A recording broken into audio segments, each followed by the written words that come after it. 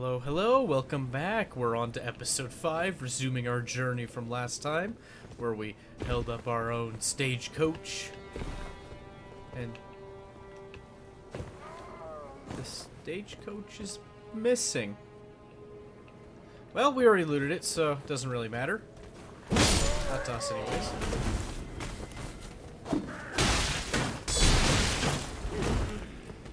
I sure do know how to flail. Kind of interesting. Their dagger that they're holding there seems long, very long handle, very long blade, right? But if we hold up the same dagger, I don't know, theirs seems a bit longer for some reason.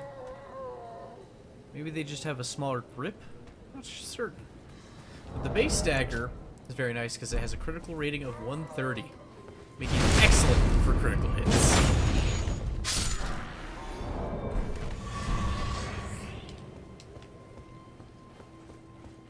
Should probably take out this crowd of dudes here.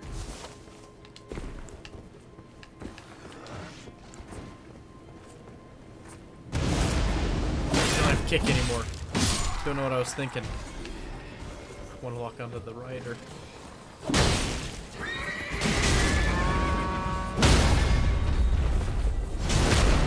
Storm Stomp came handy there.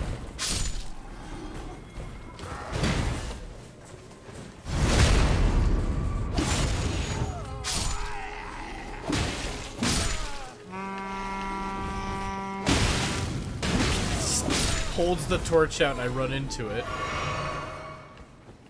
Perhaps I am not so wise.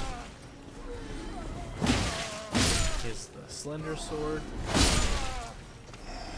He has the Estoc. He has a staff.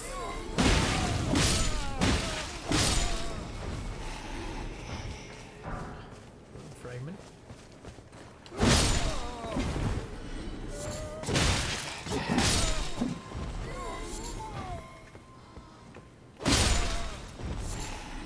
Just seem to drop a lot of basic things you can grab from the ground, almost like they're scavengers, not truly nobles. Just their pockets full of ruin fragments, herba leaves, roa fruit, just rubbish, essentially. Did we grab this last time? We did. Okay.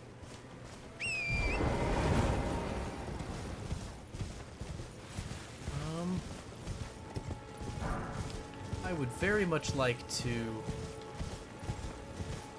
challenge the enemies here in this ruin, but I just don't have the supplies for it.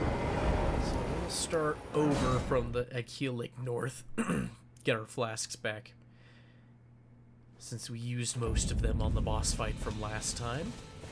We'll charge down there as quickly as we are able.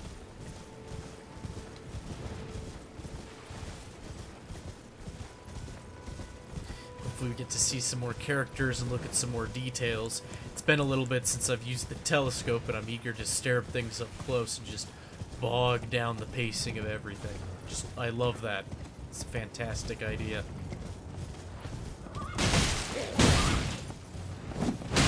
Ah. I turned too sharply.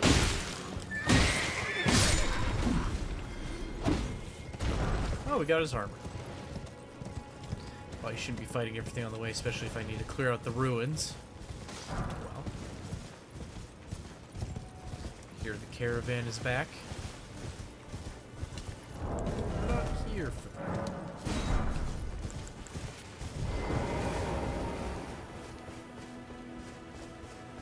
Here for this. A giant flower. It does not like fire at all.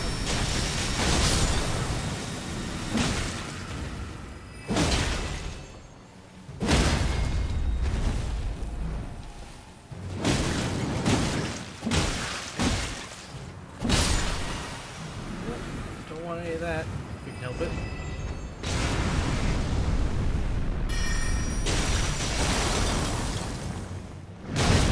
Ooh. Just finish them off with pots. No reason to endanger ourselves more than necessary.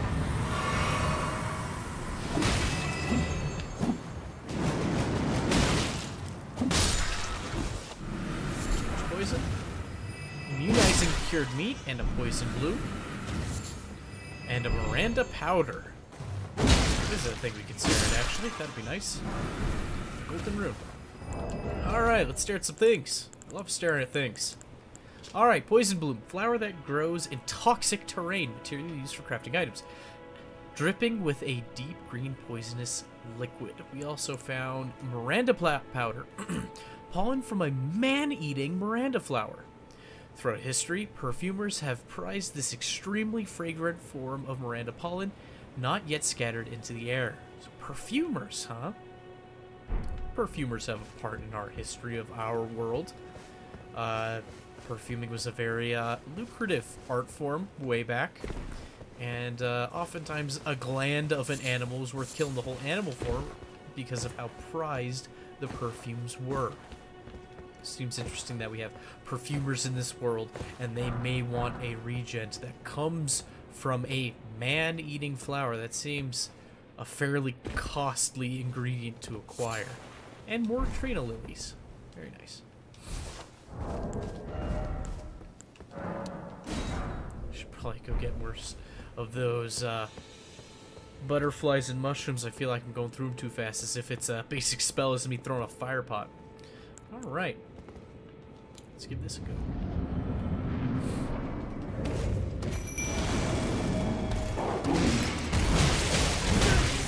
As I flub my rolls.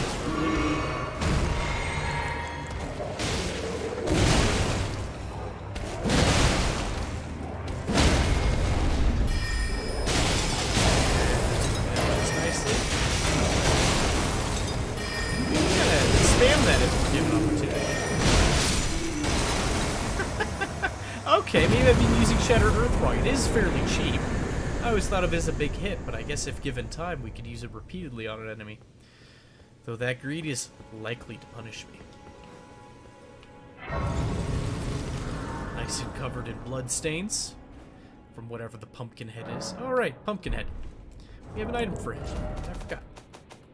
Until now. There we are. An oval helm large enough to cover any head. Excuse me. Very heavy and very hard. Reduces damage from headshot and impacts. The inside of the helm is pitch black, keeping the crazed warrior within from panicking. Perhaps its rather roomy interior also helps alleviate feelings of pressure and claustrophobia. I don't know about you, I feel like I would be more claustrophobic in an enclosed space.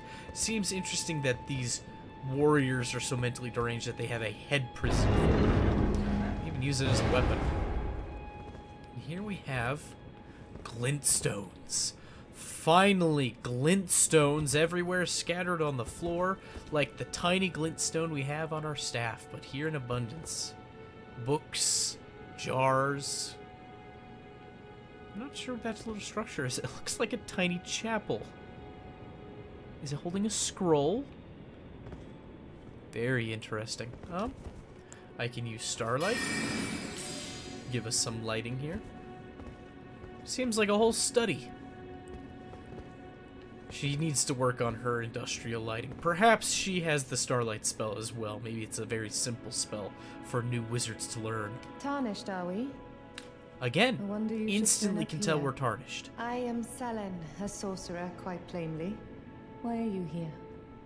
I want to learn sorcery. You look like you might know some sorcerer things here. Ah, a yen for glintstone sorceries.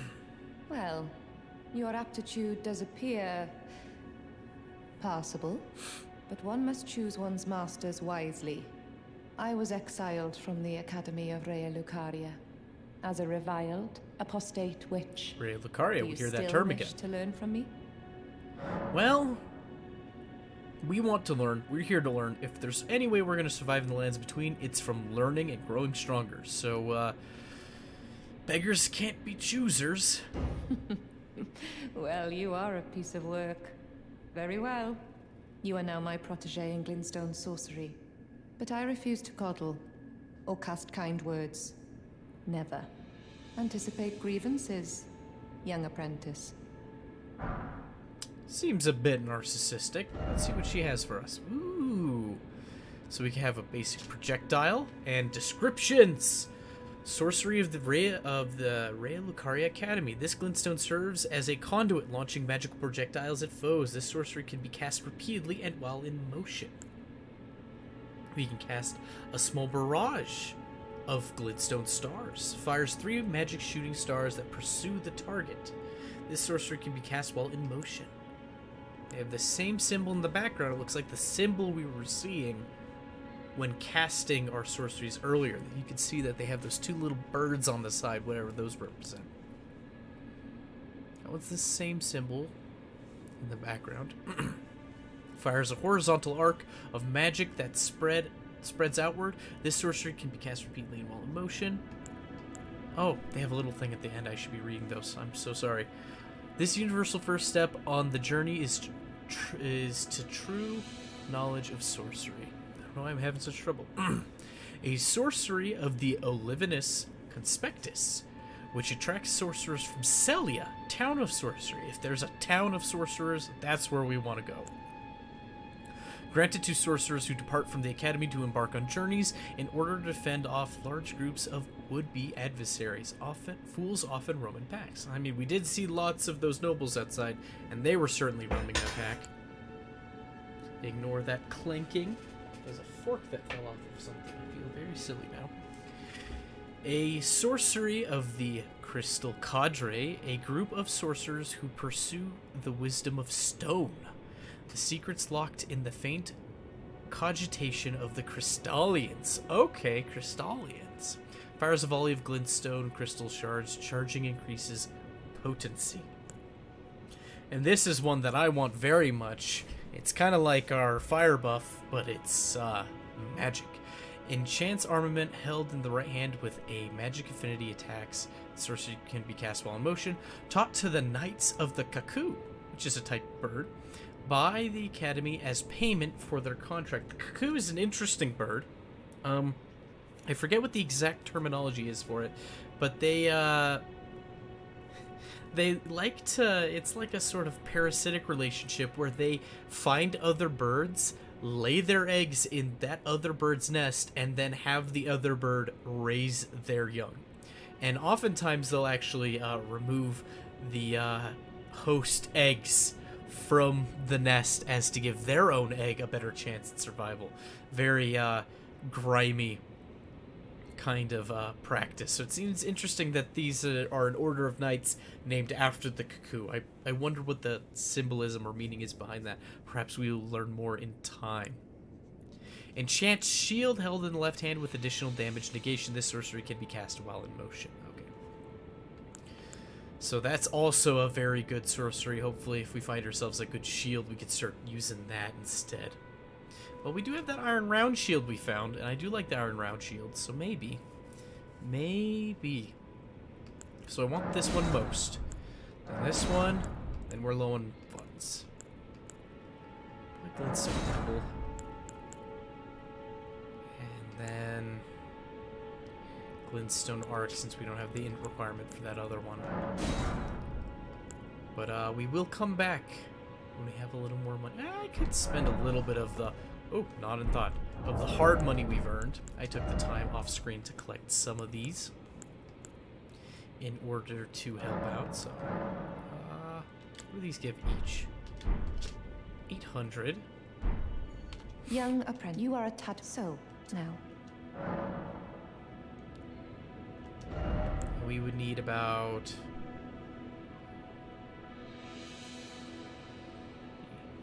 1624. Need 5 for that one, 2 for that one. About.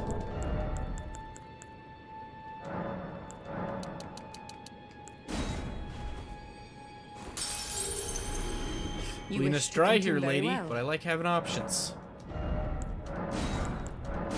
I overshot it a bit. Figures, not the greatest at math. About glintstone sorcery. Yes, please tell us. Our art draws upon the powers embedded in glintstone. But what is the nature of such power? Glintstone is the amber of the cosmos. Golden amber contains the remnants of ancient life and houses its vitality, while glintstone contains residual life and thus the vitality of the stars. It should not be forgotten that Glintstone sorcery is the study of the stars and the life therein. A fact lost on most sorcerers these days. Interesting. Okay. So in what we've seen of Glintstone, it tends to be this bluish teal color that we see around us, right? It's even a little bit on our staff. Your appetite for learning is impressive. You make me proud. To have grown little legs so readily. You must have a fabulous teacher. Fabulous teacher, lady. I just paid you off. I haven't even studied yet. I'm not smart enough to make good use of these just yet. But as I was saying, Glintstone, from what we can tell, according to my staff, wrong one, there we go, little crystal spike on there, hanging off of the staff. Seems to be teal, different forms of teal, and yet she has this crown on that's green. A very dark, well, I should say a light green, but seems darker in the center there. It's very different from what we've seen so far. Yeah, it seems that those crystals within are a little darker, even when illuminated. So bizarre. We will come and say hi to Sellen at a later time. Let's see, for now we are going to... Oh boy. To expand our repertoire once again. Goodie.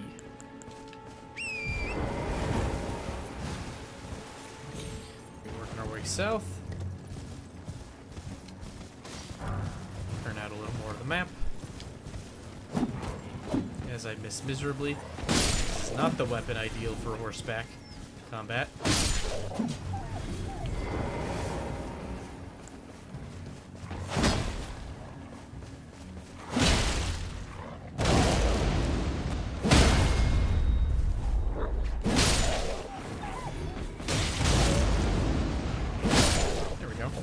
Storm Stomp will come in handy. I've always thought of it as more of a PvP Ash of War.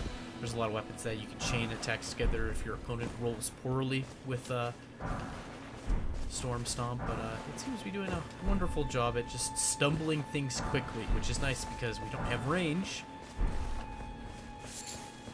It's nice if the enemy stays put. Here we have another...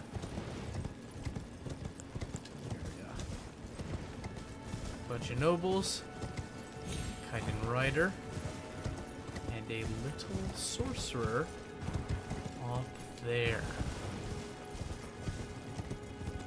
Coming up from behind, because otherwise he will start shooting at us indiscriminately, and for some reason their sorceries shoot really far. Find the Royal House Scroll.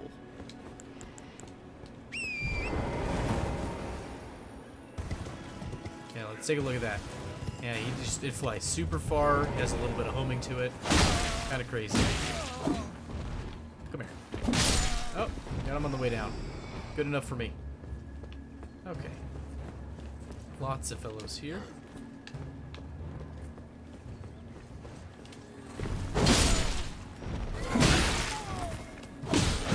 Ooh, I did not stumble him.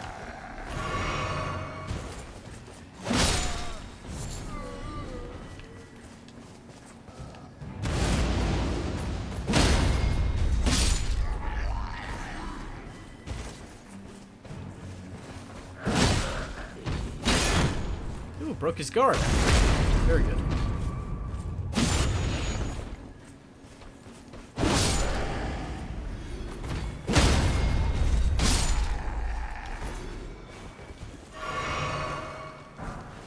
More money. And these guys just seem to be scavenging. What are they scavenging for? What do they hope to find amongst all these ruins? Are ruin shards that valuable? Are they foraging for berries? What's going on here?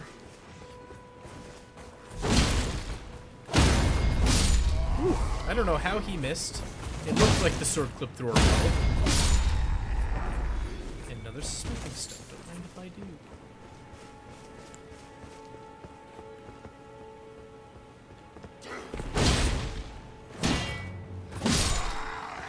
He drops some Lordsworn bolts, which are for crossbows.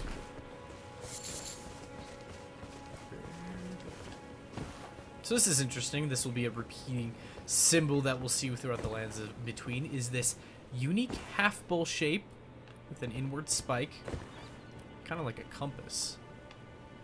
And looks like it has the phases of the moon on it.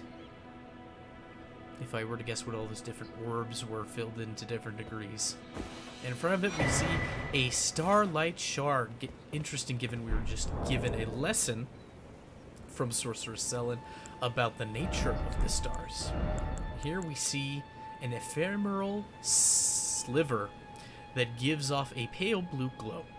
What remains of a passing flash of starlight, used to gradually recover FP. A prized item that was once used in the Eternal City. Eternal City, we haven't seen that term before, as an ingredient in intoxicating drafts.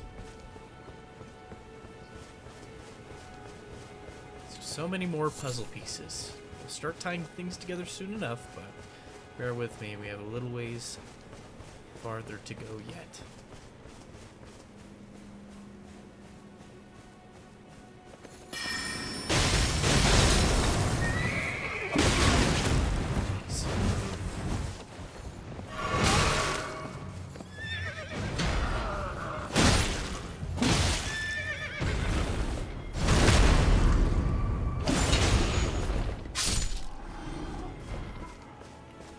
These nobles below count as the same enemy group.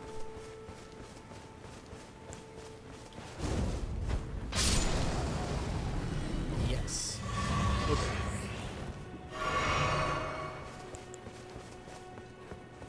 There's an enemy over here and I need to fight, but I might grab the nearby Grace first, because he's a bit tough. He's a bit tough.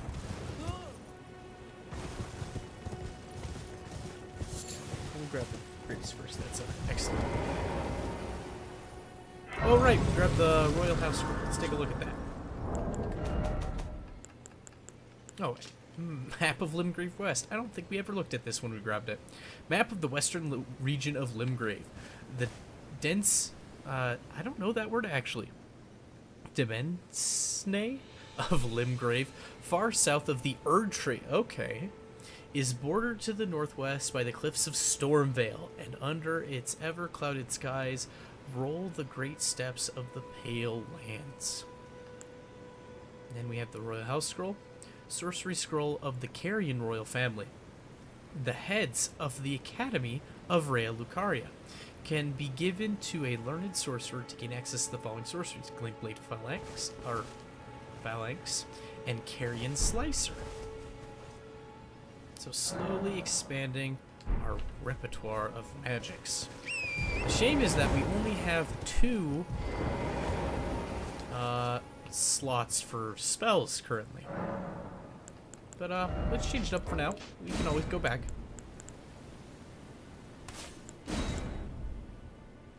Yeah, why not? And let's can we level up at all? One time? Yeah, we'll hold on. Probably uses it to buy those sorceries anyways. I shouldn't have put on both. I don't have 2 staves, and we can just kind of put the sorcery on whatever is the opposite hand. So we'll replace this and make it the basic Glintstone Pebble. Why not?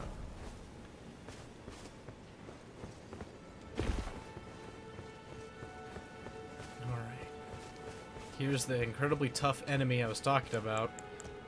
A couple of you might be giggling if you're watching the video feed. I wasn't joking.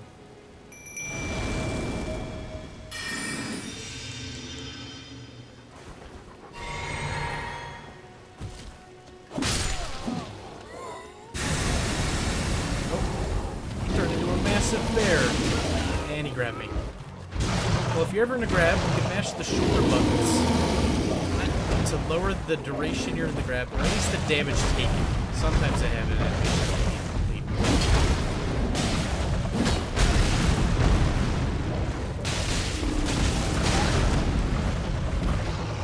they can just charge up miserable.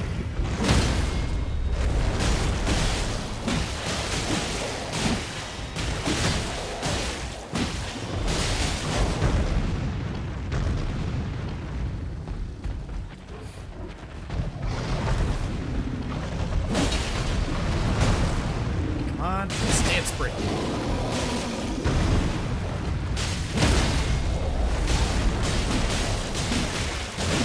I would get critical hits. It feels more productive to have all the wolves be able to attack him. Because during the critical hit, they just don't get to do any damage to him. And we found a larval tear. Core of a creature of mimicry known as a silver tear. As much a substance as it is a living organism. Material required by the amber egg cradled by Renala, queen of the full moon, to birth people anew. Being born anew allows the reallocation of attributes boosted by leveling up. Oh, look, we have a friend. Well, maybe I'll try out the other spell now that I have it.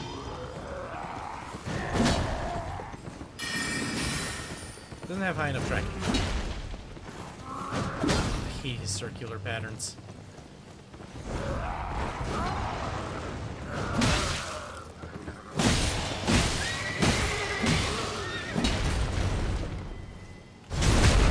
Oh, brutal. Flipping halfway into the ground.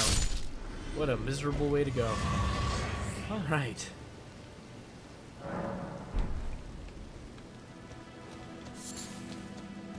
Go. And you know what? Let's peek back to Sullen really fast and see what those new sorceries were. Why not? There you are. Shall we commence? Yes. Good for the Royal Is that House a scroll? Takes me back to my academy days. Very well. This is sorcery with which I'm not entirely unfamiliar. I'll be sure to incorporate it into one of your lessons. Never lose that inquisitive spirit, my apprentice. Alright, so in the scroll we gave her, we had the description, Sorcery Scroll of the Carrion Royal Family, the heads of the Academy of Raya Lucaria.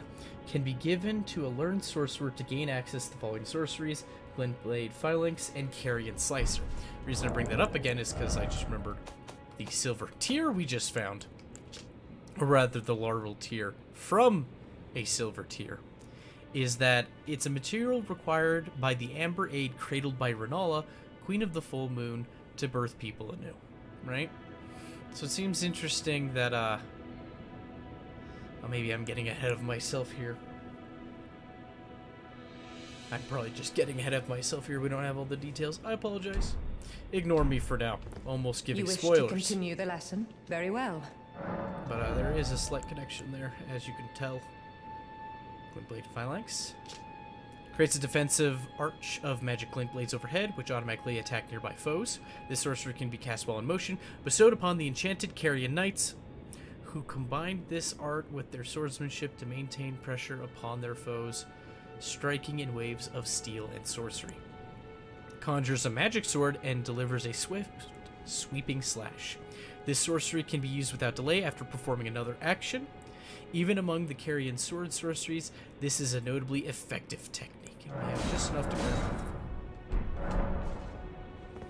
Alright. Come over here to Ikea Lake, where we will, yeah, we'll keep those on for now. We'll test them just a little bit longer. Have to buff this first, turns out. I do like having a buff for the weapon, though. Very helpful. Alright. This is risky. Good. Alright. Taken care of. We got the Unsheath Ash of War, which is exclusively for katanas, of which we do not have even one. But here we find a whole group of dudes fighting each other. Get into the thick of it. I missed horribly. Quite well.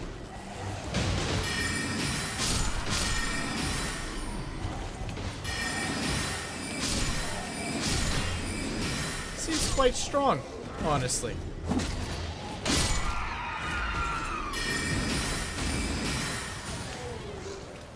They're not particularly good with it just yet, but its capacity to deal swift damage from a distance is very desirable. Rainbow Stone. rickety shield, and bolts. So we've seen some more demi-humans, and they have a chance to drop the falchion, a curved sword with a single-sided blade, delivers slashing attacks with its sharp blade, ineffective against thick armor and hides covered in tough scales. Wielders of the weapon employ a unique style that enhances attacks with spinning motions. We're gonna take a look at that. This is what it's referring to. That's a good amount of hyper armor, stumbles enemies. They also have this spiked club. Kind of has our Warpic attack pattern. A little bit of variation with the heavies, but it comes with spikes, which in this game does bleed.